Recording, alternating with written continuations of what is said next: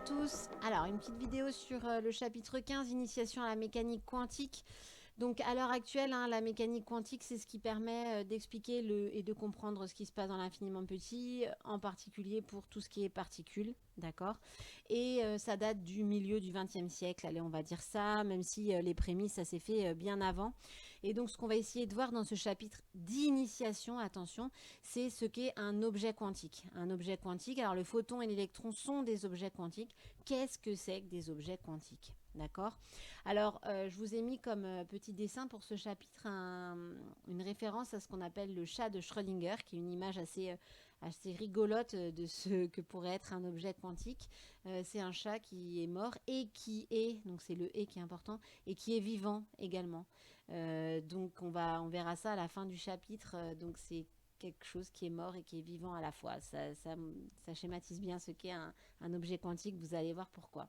Alors, avant juste de commencer, une petite phrase de Richard Feynman, qui est un physicien très très connu, qui a travaillé beaucoup sur la mécanique en particulier, et il était prof également. Et alors ce qu'il disait à ses élèves, c'est Will you understand what I'm going to tell you? Donc est-ce que vous allez comprendre ce que je vais vous dire? No, you're not going to be able to understand it. Non, vous n'allez pas être capable de comprendre. That is because I don't understand it, parce que moi-même, je ne le comprends pas. Nobody does, personne ne le peut. Donc c'est l'humilité de Richard Feynman par rapport à ce qu'il enseignait, c'est-à-dire la mécanique quantique.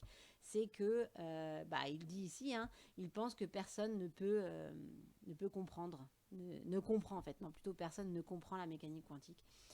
C'est ça qu'il voulait sous-entendre. Donc la mécanique quantique, ça veut dire quoi? C'est quelque chose d'assez... D'abord, c'était très nouveau et en plus, pas forcément très intuitif et fascinant par le fait que c'est très mystérieux quelque part.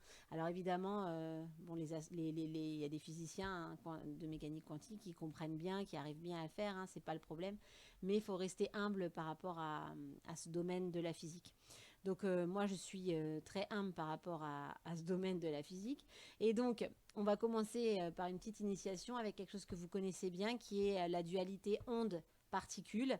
Donc, c'est les débuts de la mécanique quantique avec la lumière, d'accord. Petite vidéo sur les deux visages de la lumière que vous connaissez depuis longtemps. C'est l'aspect ondulatoire et l'aspect corpusculaire, donc particulaire de la lumière. Les physiciens se sont souvent battus pour savoir si la lumière était une onde ou pas, si c'était des corpuscules qui se déplaçaient. Donc d'abord l'aspect particulaire, donc petite activité sur cet aspect-là, qui à la fin du 19e siècle, que les physiciens étaient d'accord pour dire que la lumière était une onde. Pourquoi? Parce qu'elle permettait d'expliquer des phénomènes optiques bien connus de l'époque.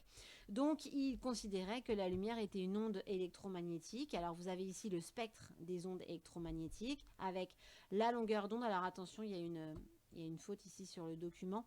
La longueur d'onde qui augmente dans ce sens-là, de la droite vers la gauche ici. Les catégories d'ondes, les sources qui permettent d'avoir ces rayonnements, la fréquence, que, attention, pour les ondes électromagnétiques, on note nu, comme ça, vous pouvez le représenter comme ça, c'est pas un V, et l'énergie associée à ces rayonnements et qui est croissante comme la fréquence dans ce sens-là. Et donc, on voit que quand la longueur d'onde augmente, l'énergie, elle, diminue. Alors ça, c'est très important à voir à ce moment-là. Juste un détail qu'on regarde maintenant, ça veut dire que si par exemple je prends un rayonnement ultraviolet, on aura cette énergie-là. Si je prends un rayonnement infrarouge, on aura cette énergie-là. On voit qu'un rayonnement infrarouge aura une énergie moins importante qu'un rayonnement ultraviolet. Donc on va voir que c'est assez intéressant. Alors, on vous demandait de citer deux phénomènes qui prouvent que la lumière est une onde. C'est évidemment deux phénomènes que vous connaissez bien pour les ondes mécaniques, mais également électromagnétiques, qui sont la diffraction et les interférences. D'accord, je vous renvoie au chapitre sur les ondes qu'on a fait précédemment. Ensuite, lister tous les types d'ondes électromagnétiques dans l'ordre croissant de leur fréquence. Alors, on va de là vers là-bas. Donc, on commence avec les ondes radio, ensuite les micro-ondes, les infrarouges, la lumière visible, les UV, les rayons X et ensuite les rayons gamma qui sont les rayonnements qui ont la fréquence la plus grande, mais également l'énergie la plus importante, les rayonnements les plus énergétiques au niveau électromagnétique. Ensuite, la relation fondamentale entre la célérité, c'est-à-dire la vitesse d'une onde, alors ici d'une lumière monochromatique, ça veut dire avec une seule longueur d'onde, entre cette célérité, la fréquence, donc on va appeler nu, la célérité c, et la longueur d'onde d'une onde électromagnétique, donc d'une lumière qui, on n'aurait qu'une seule longueur d'onde. Alors c'est quoi cette relation? C'est la relation fondamentale des ondes qui est la vitesse, la célérité égale la longueur d'onde divisée par la période temporelle. Je vous rappelle que la longueur d'onde est aussi appelée période spatiale de l'onde. Or, on sait que l'inverse de la période temporelle, c'est la fréquence, donc 1 sur t égale nu. Et vous voyez bien que c égale lambda sur t, c'est la même chose que lambda fois 1 sur t. Donc, on arrive à la célérité égale lambda fois 1 sur t, c'est-à-dire nu. Donc, on a cette relation-là. D'accord? Avec lambda, la longueur d'onde en mètres, la vitesse, la célérité en mètres par seconde, et donc la fréquence, on a des mètres par seconde à gauche, donc des mètres par seconde à droite, ce sera des secondes moins 1, et ça c'est quoi des secondes moins 1? C'est des hertz. D'accord? Donc attention, la relation fondamentale ici pour l'aspect ondulatoire de la lumière, mais qu'on va garder, qu'on va conserver, vous allez voir, c'est que C, je le réécris un petit peu mieux, égale la longueur d'onde fois la fréquence. D'accord? Donc ça, c'est très important à retenir. Alors maintenant, activité 2, l'aspect particulaire ou corpusculaire de la lumière. Alors, les ondes, c'est accepté très facilement jusque-là, sauf qu'en 1887, les physiciens découvrent un phénomène qu'on appelle l'effet photoélectrique. Alors, c'est quoi cet effet? Quand on éclaire une plaque métallique, alors un métal, vous savez, il y a des électrons, oh là là, c'est de pire en pire, voilà, il y a des électrons qui circulent dans un métal, qui peuvent circuler. Quand on éclaire avec un rayonnement cette plaque, on arrive parfois à arracher des électrons. Et de quoi dépend le fait qu'on arrive à arracher ces électrons, donc ce qu'on appelle l'effet photoélectrique? On s'aperçoit que ça dépend du métal, c'est-à-dire que chaque métal va être différent, et ça dépend de la longueur d'onde du rayonnement émis, c'est-à-dire qu'en fonction du métal et de la longueur d'onde du rayonnement émis, on arrache ou pas des électrons. Et il y a ce qu'on appelle une longueur d'onde seuil, c'est-à-dire une longueur d'onde à partir de laquelle on va pouvoir arracher des électrons. Avant elle, il n'y en a pas. Donc ça, les physiciens, ils n'y arrivent pas à expliquer ça, surtout que eux, ils pensaient que l'énergie d'une onde, puisque jusque-là c'était une onde lumineuse, ça dépendait seulement de l'amplitude et pas de la fréquence de l'onde. Ça veut dire qu'ils pensaient que si on éclaire longtemps, donc on va accumuler suffisamment d'énergie pour finir par arracher les électrons. Or, ça ne marche pas comme ça. Ils n'observent pas ça. Alors, je vous montre pour que vous compreniez bien, une petite animation qui explique un petit peu ce phénomène d'effet photoélectrique. Alors, qu'est-ce que c'est? Ici, j'ai une plaque métallique qui, vous voyez, il y a une épaisseur ici, c'est un métal. Ici, ce sera le sodium. Ensuite, j'ai une autre plaque qui va pouvoir récupérer les électrons s'ils sont arrachés du sodium ici. Et qu'est-ce que je fais? J'éclaire la plaque de sodium avec un rayonnement dont je peux régler l'intensité et la longueur d'onde, donc la fréquence, puisque les deux sont liés, on l'a revu tout à l'heure. Donc du coup, je vais prendre 100% d'intensité pour pas que ce soit l'histoire de l'intensité qui gêne, et je vais regarder un petit peu en fonction de la longueur d'onde. Alors je commence dans l'infrarouge, il n'y a rien qui se passe, je continue tranquillement, je vais dans le lumière visible, ici jaune, il n'y a rien qui se passe, lumière visible jaune-vert, toujours rien. Ah, alors on voit qu'à 530 nanomètres, alors peut-être même un tout petit peu avant, voilà, 538, vous voyez, il y a des électrons qui commencent à être arrachés. Bon, ils ne vont pas très vite, d'accord, ils ont une faible énergie cinétique, mais bon, ils commencent à être arrachés. Donc c'est à peu près par là qu'on a la longueur d'onde seuil, c'est-à-dire que si je prends une longueur d'onde supérieure à 538, j'arrache pas les électrons au métal sodium. Si par contre, je suis à 538, je commence à les arracher, et alors je vais continuer de diminuer la longueur d'onde, et là, qu'est-ce que vous voyez? Plus j'augmente la longueur d'onde, et plus il va y avoir d'électrons arrachés, et surtout, plus ils vont aller vite. Alors ceux de tout à l'heure, ils sont toujours pas arrivés à la plaque, mais là, j'en ai de plus en plus et ils ont une énergie cinétique de plus en plus grande, ce qui va créer un courant puisque les électrons arrivent là, ils passent là, ils reviennent là, donc on a circulation d'un courant électrique. Je vais passer dans les UV Et voilà, alors là, c'est de plus en plus rapide, c'est-à-dire que les électrons sont arrachés et ont une énergie cinétique très grande. Alors voilà l'effet photoélectrique pour le sodium. Ce qu'on peut voir, c'est que si, donc je vais rediminuer ici, si je prends un autre métal, par exemple le cuivre, on va attendre que les électrons pour le sodium, voilà. Donc vous voyez, pour le cuivre, à 444, il ne se passe rien. Donc c'est pas suffisamment petit comme longueur d'onde. 397, toujours pas. Je vais dans les UV. Toujours pas. Ah voilà, donc c'est par là. Donc il faut avoir des UV, donc une longueur d'onde ultraviolette, pour que pour le cuivre, on ait l'effet photoélectrique qui se produit. D'accord, c'est un petit peu avant là, mais c'est à peu près ça.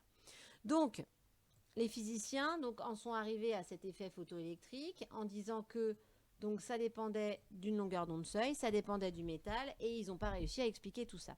Arrive là-dessus Albert Einstein en 1905 qui ose remettre en cause la nature ondulatoire de la lumière pour expliquer cet effet.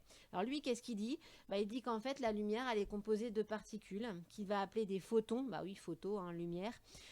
Ces particules vont se déplacer à la vitesse de la lumière, mais en fait ces particules, c'est pas des vraies particules, elles n'ont pas de masse. Alors c'est ça qui est dur à imaginer, mais ce sont des particules qui n'ont pas de masse et qui transportent de l'énergie.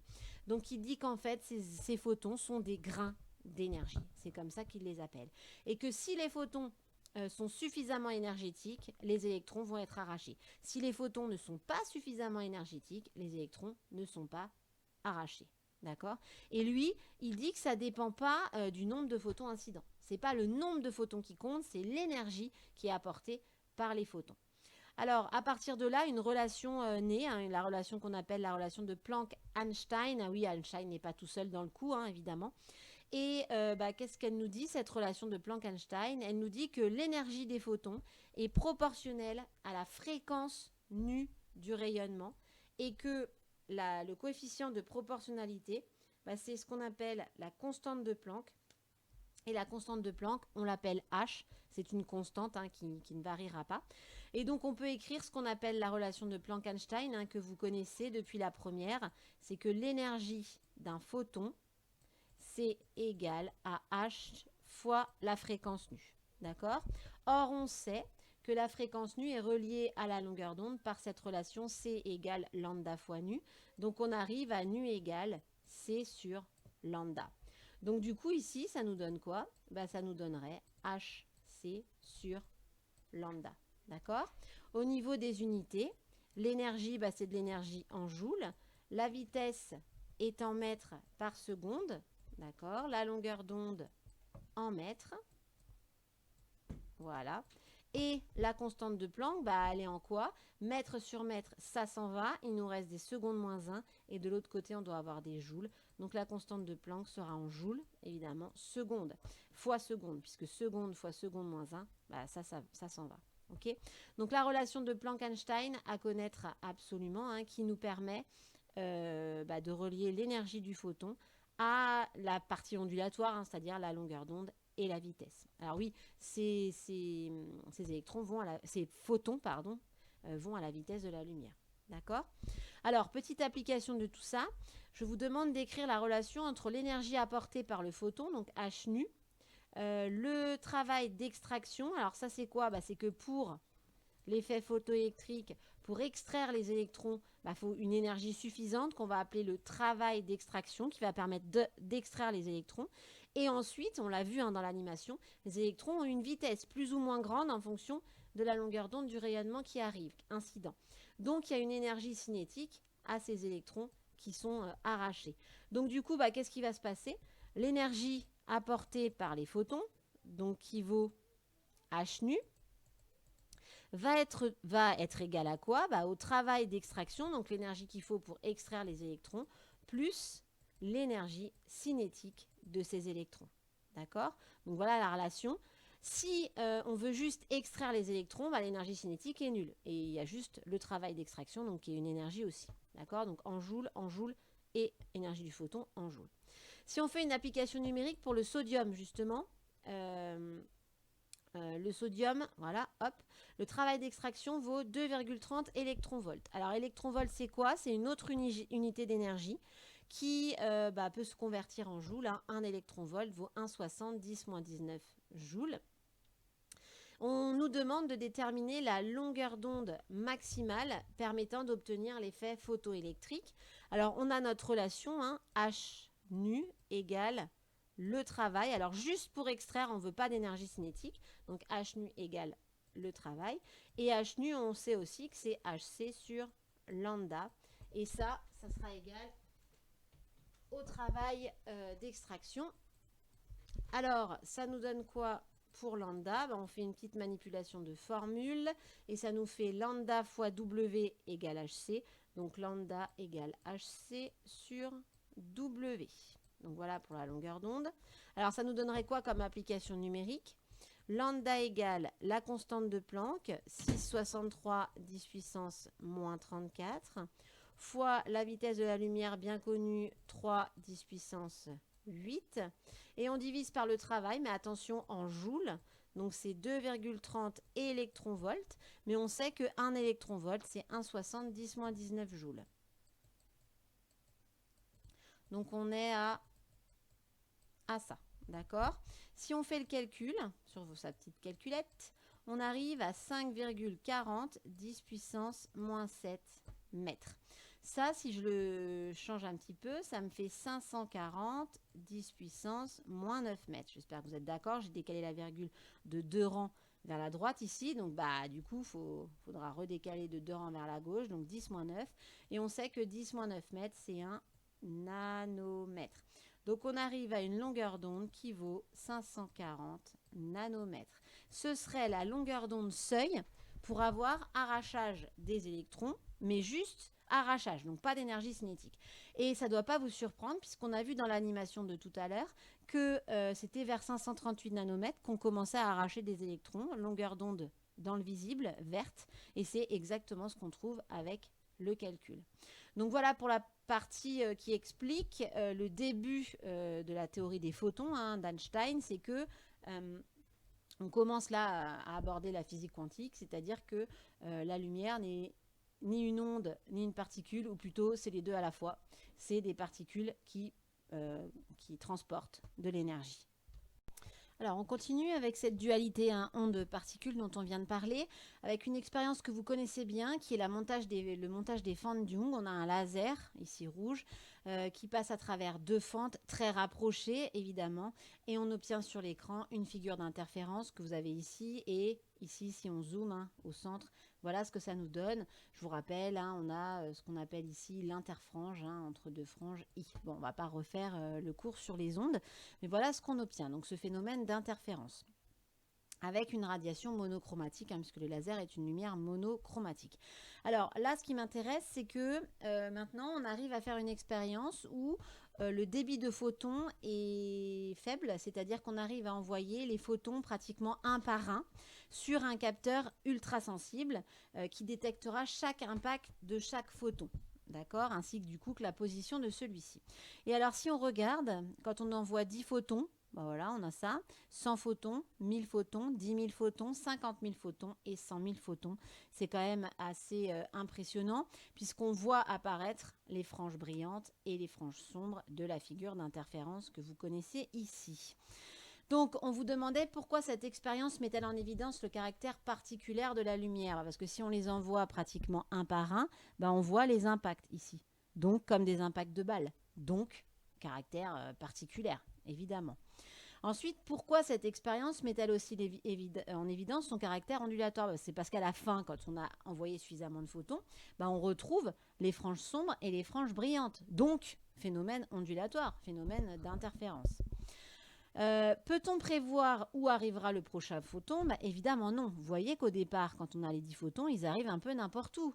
D'accord? Donc c'est totalement aléatoire l'endroit où va arriver le prochain photon. D'accord? Mais au final, on aura cette figure-là. C'est ça qui est fort.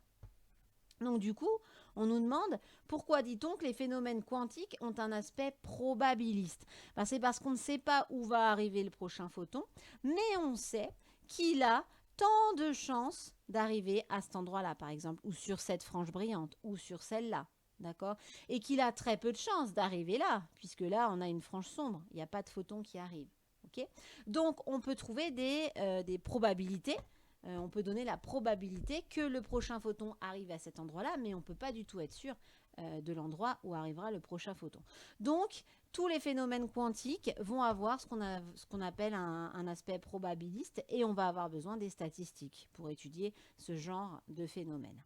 Alors, conclusion. On touche du doigt seulement, hein, je le rappelle.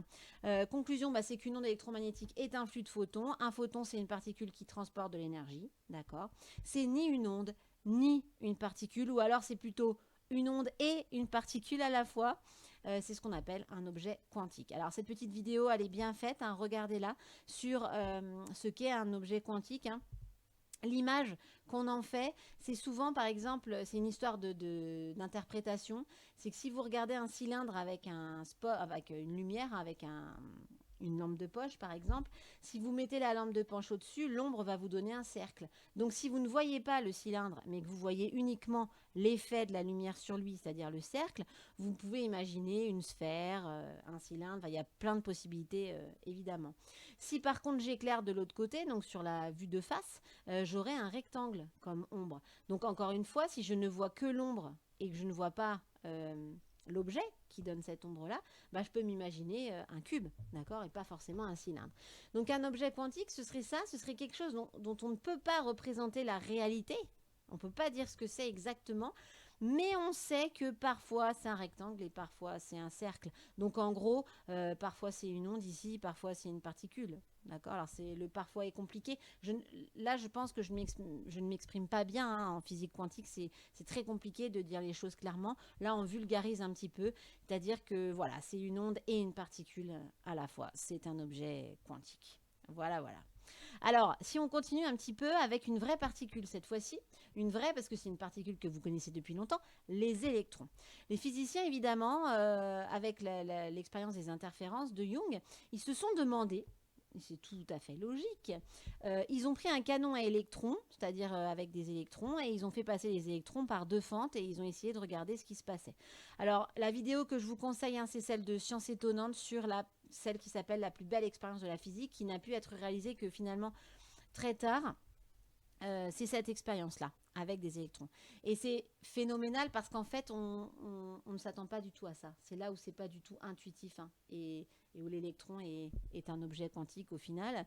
C'est que forcément, il y a une autre vidéo que vous pouvez regarder, c'est que quand on pense à des électrons, donc une vraie particule massique, on pense à des petites balles. D'accord. Des petites balles qu'on envoie.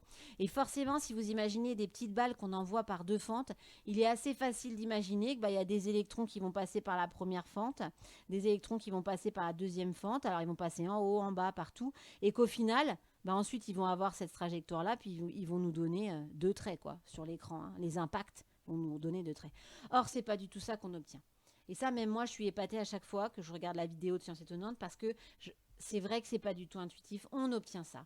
C'est-à-dire qu'on obtient une figure d'interférence en réalité. Comme pour les photons, comme pour la lumière. Or là, on a des électrons, c'est-à-dire des particules massiques. C'est plus du tout la même chose. D'accord. Et bien pourtant, on a des interférences. Donc ça veut dire que les électrons donnent des interférences aussi. Donc les électrons seraient aussi une onde. On pourrait être représenté par une onde.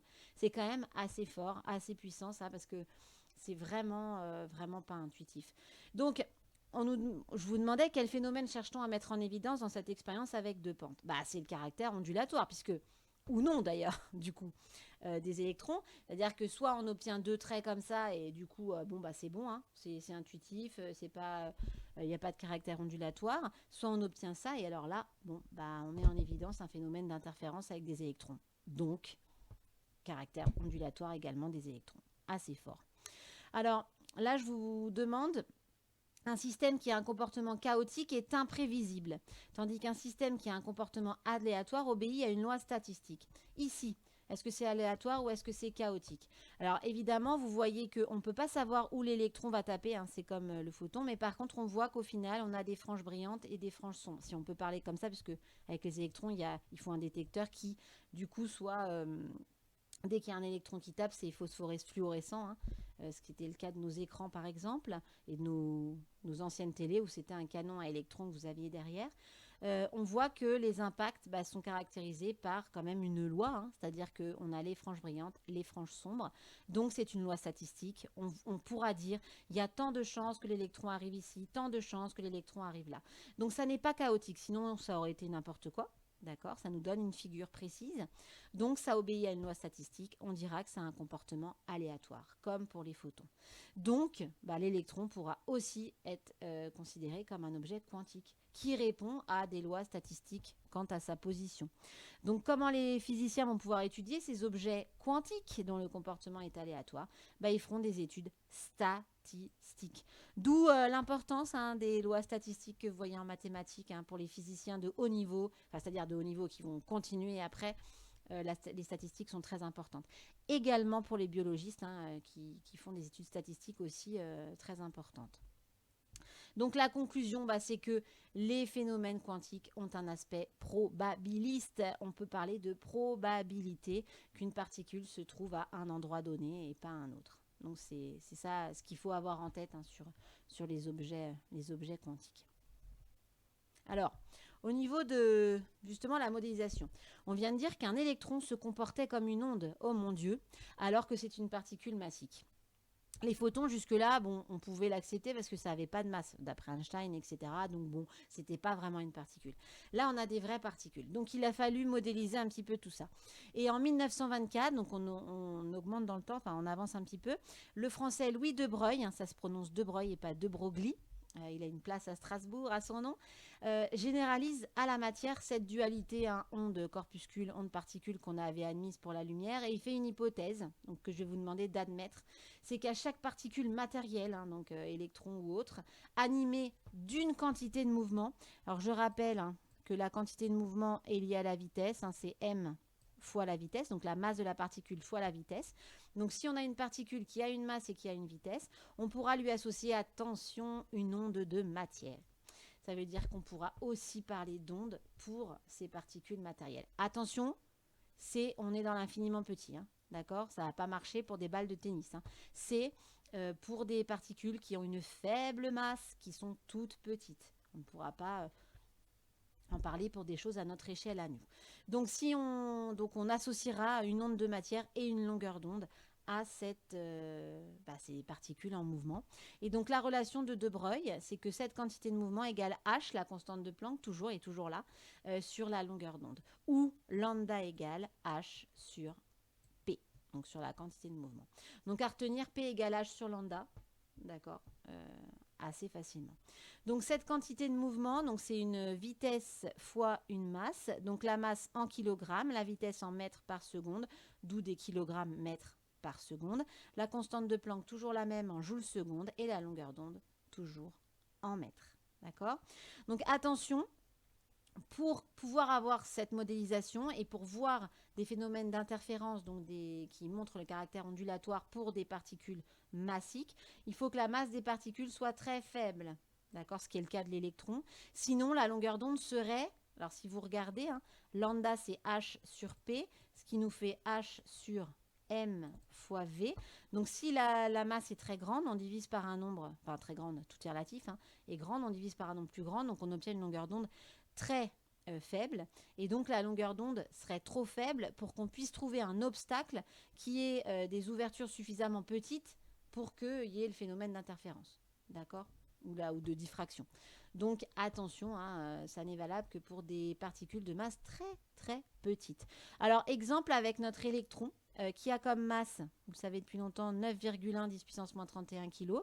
Si on lui donne une vitesse de 3 10 puissance 4 mètres par seconde, ce qui est assez logique à la sortie d'un canon à électrons, d'accord, on nous demande de calculer la valeur de la quantité de mouvement. Alors P, c'est m fois la vitesse. Donc on multiplie la masse en kilos, 9,11 10 puissance moins 31, fois la vitesse en mètres par seconde, 3 10 puissance 4. On a 3 chiffres significatifs. On arrive à une quantité de mouvement de 2,73 10 puissance moins 26. Alors ça, on aurait pu le prévoir. Vous avez 2 puissance de 10 ici. Donc ça fait moins 31 plus 4. Mais attention à 9,1 fois 3, d'accord. Et quelle unité? C'est une quantité de mouvement, donc une masse kilogramme, une vitesse mètre seconde moins 1. Donc on arrive à ça pour la quantité de mouvement. Bon, ça ne nous parle pas trop, hein. Je vous avoue, la quantité de mouvement, là, bon, ça ne nous parle pas trop, mais bon, c'est comme ça. On s'en sert ensuite dans la formule ici, P égale H sur lambda. On cherche lambda. Donc lambda égale H sur P. Donc lambda égale 6,63 10 puissance moins 34 sur notre quantité de mouvement qu'on vient de calculer, 2,73 10 puissance moins 26. Là aussi, on peut faire des petits calculs avec les puissances de 10. 6,63, allez, si on arrondit à la louche, ça fait 6. D'accord, on va le faire. 2,73, allez, à la louche, ça fait 3. Là, on aurait pu arrondir à 7, hein, mais bon, c'est pas grave. Et la puissance de 10, donc c'est 10 puissance, moins 34 plus 26. Donc, on est à 10 puissance moins 8. D'accord, moins 34 plus 26. Donc, on arrive à environ 3 10 puissance moins 8 mètres. Ce qui nous donne environ 30 10 puissance moins 9 mètres. Ce qui nous donne environ 30 nanomètres. Si vous regardez le spectre des ondes électromagnétiques que vous avez en début de chapitre, 30 nanomètres, on est dans les rayons X. D'accord. Donc ça veut dire que là, on a une très faible longueur d'onde, hein, déjà pour l'électron. Donc imaginez une particule plus massique avec la même vitesse, c'est même pas la peine. Hein, on n'a plus assez de... On a une longueur d'onde trop petite. Donc là, on obtient 30 nanomètres comme longueur d'onde associée à cette onde de matière associée à l'électron. Voilà, voilà.